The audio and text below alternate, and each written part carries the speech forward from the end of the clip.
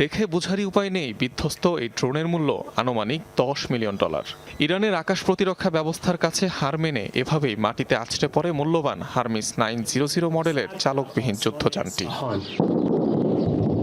ইসরায়েলের অত্যাধুনিক attack drone Hermes 900 লক্ষ্য করে চালানো হামলার ভিডিও প্রকাশ করেছে ইরানি কর্তৃপক্ষ।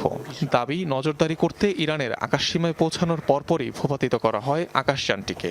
ব্যবহার করা হয় surface two air type missile. ইরানের প্রতিরোধে ড্রোন হারানোর কথা স্বীকারও করেছে আইডিএফ। জানিয়েছে ভূপাতিত হলেও নেই তথ্য ফাঁস হওয়ার কোনো ভয়। তবে এ ধরনের গুরুত্বপূর্ণ সামরিক যান প্রতিপক্ষের হাতে গেলে নকশাসহ গুরুত্বপূর্ণ তথ্য পাচার হওয়ার সম্ভাবনা থাকে।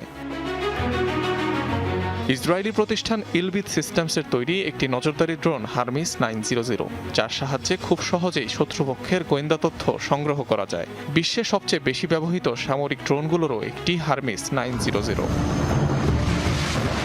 অন্যদিকে বাভার 373 এর মতো উন্নত আকাশ প্রতিরক্ষা ব্যবস্থা রয়েছে ইরানের সমর ভাণ্ডারে।